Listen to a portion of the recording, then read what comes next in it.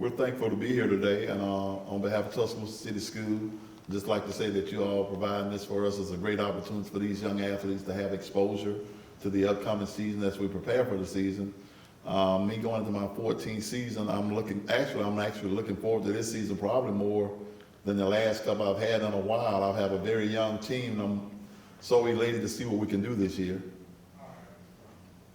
Is there anything that you've learned from this team that can help make you a better coach? I think the number one thing that I've learned is patience and perseverance. After 12 years of successfully going to the playoff and advancing to the championships and different things, and then having a 2-year absence, this young team has taught me how to be patient, knowing that everything just doesn't happen overnight, and that sometimes you have to really work your way through it to get back where you want to be. Was that 2-year absence? Was that did you come back with a better mentality for coaching? Not so much the better mentality, but just a better understanding that you're not going to always make it to the playoff. Because, you know, if you make it there 12 years in a row, you just sometimes can think that is automatic. It's not automatic. And the 2-year absence has taught us that there's some things that have to be done in order to stay where you were. Manager, do you have any personal goals or like limits that you might have to overcome for the season? Not really. I hope that we make it to state together. Like, that's something.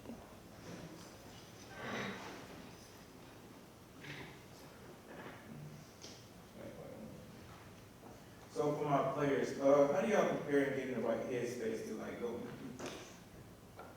We start with You can go. Okay, how I get my headset together? I just really give my own self a prep talk, like not just to myself, but to my teammates. Like, hey, this is what we gotta do. Like, we gotta do what we gotta do, and we gotta go out there and handle business. And also, like, conversation with coach, like he definitely like, hey, we can do this.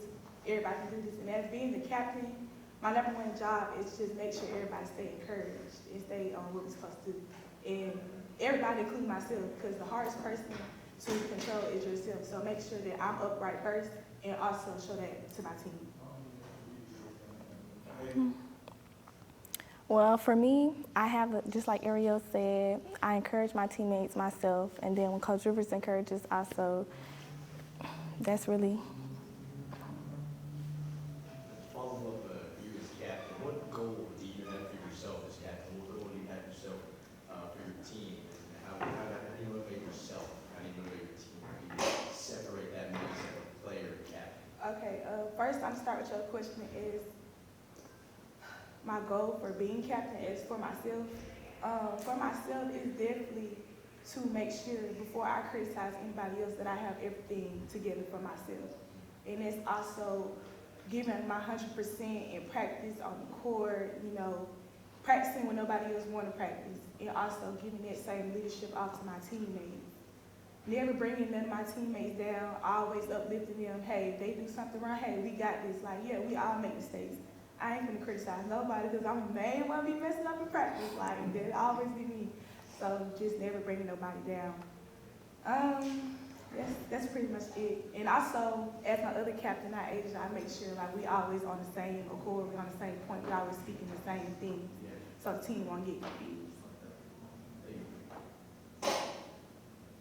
So, Coach, this is a program that has seen a lot of success over the years. So, what steps do you plan to take this year to have a very successful season? Well, I like to say we haven't been the last 2 years. We've still had 20-win seasons. We just haven't made it to the playoff. Even within all the success, it's just sort of like complacency and setting in sometimes. But there were some young kids that were void of playing time with my seniors. Now we have a group where we have 1 senior, 2 juniors. So we're sort of stacked up pretty good again. And moving forward, our goal is to maintain what we've done over the last 14 years, to be consistent. Because even without the consistency and staying disciplined. How do you try to get your players to work towards that discipline and that consistency? Well, a lot of it is because they've been in the program. The majority of my players, very seldom do I have a player that hasn't been there 4 years. She's been there 5, she's been there 5, okay? So they know. Really, a lot of that is not me, it's them. Because when they're in the locker room, the other young ladies know what they expect. what we do, how we do it. That's a minimal part of what I do because they tend to correct each other through their leadership. So that helps me out a lot. Having girls that have played for 4 or 5 years, knowing exactly how the program runs and what we're supposed to do when we're supposed to do it. And when you see your team struggling, how do you help your players, how do you help your team, how do you get them back on track? Not being conceited, the struggles are very limited. I mean, minimal of what we've seen over the years. Our struggles haven't necessarily been a struggle from a basketball standpoint. It's been a struggle from a number standpoint of having the bodies to fill in each age group, each grade group, you know. And so even within those limited struggles that we've had, they've still shown through in the end because they always stick together. And like they were saying, you will never hear my girls criticize each other. Never. Because I always tell them, you know, you want to be the one to criticize, you better make sure you're not making any mistakes. So for both of the players, what are y'all main goals this year on the upcoming season? What are y'all trying to overcome? The main goal is for everybody to play together, to make it to states. That's all we really need from. My main goal is to beat the odds. Like, every time ranking come out, we always the last ones. We always show ourselves to steady to approval. So I feel like that's our biggest goal. You know, winning is always the goal, but winning in the right manner and make sure that we stay respectful and also respectful to our staff when and while we win. Hey, Coach, you was talking about discipline and how that's on your team. Can you like define integrity and how you implement that into your team? Well, we hold each other accountable. They hold each other accountable. As a matter of fact, our school holds us accountable. Our boys coach and I, we work real well together. We hold each other accountable because we base ourselves on having not a basketball team, but a basketball program. So from the boys to the girls, we sort of like mirror each other and the type players we want, the type kids we want represent Central. And, you know, through our principal and management sometimes, we get it right. We get it right the majority of the time. But again, we have kids that are willing to help each other and help us along the way. And that, is, like I said, it just feeds off one from another, year in and year out. Coach, building off of that question, you said that you have your players that are willing. You said you had very young players on your team this year. How do you keep those new players willing to help work as a team? Well, I'll tell you what, when they walk around, they read different things, they see pictures on the wall, knowing how successful we've been, it automatically impedes in them. They want to be successful. They want to be successful. 90% of them that come from West Lawn already are part of the program. Coach Carlisle does a good job of letting them come to the games and being around us and watching us when we play different things, different games at different times, so that they already feel a part of it before they even get there. Okay, and for both of the players, if y'all walk into a competitive game or a second or rival match, what are y'all mindset and how do y'all focus before a game? What do y'all do to maintain that spirit? You want to go?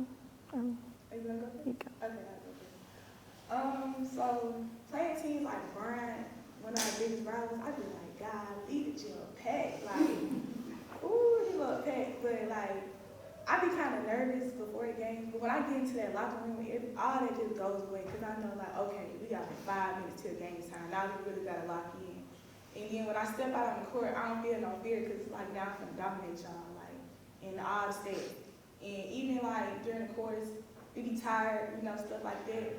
But when we get on that sideline, our coach Rivers, he really like, hey girls, y'all keep pushing, we still got this. Even if we lose, like, it could be like 5 or 15. Hey, we still in the game. Like, y'all just lock in, keep doing what y'all doing. Take a couple more for Coach. And, yeah. Oh, I'm sorry, go ahead. It's fine. For me, when I get there, I walk in, I'm just like, okay, when we get on the floor, we have to show them what we really can do because everybody already has doubt that we're going to lose. So I just feel like whatever we show on the court, that's all that the people need. My question would be for all of you. The players, what footprint do you want to leave on Central? Like, what footprint do you want to leave off to other players or for the coach? What do you want to leave on the players? For the seniors that leave and one of the ones that step up in that play, what do you want to leave behind? Well, the footprint I want them to leave behind is the footprint that we already have, that we've established over the last 14 years of a winning culture, of a program that sends 2 to 3 girls to college every year.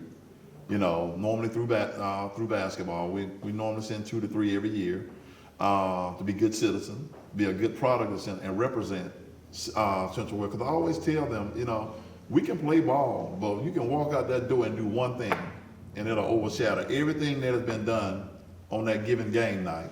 Those are the things we try our best to avoid as far as a reputation and the concern as representing our school and our system, because it goes hand in hand, you know, especially when you're playing at the highest level and cameras are flashing. We don't need any negativity. If we can leave there with that footprint and leave it intact, we're on good setting.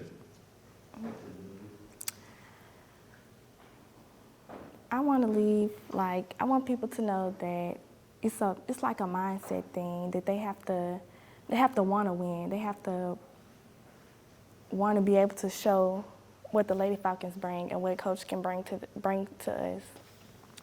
The footprint I want to leave when I graduate, I definitely want to get shipped, like definitely, like go to the playoff, just go to Birmingham.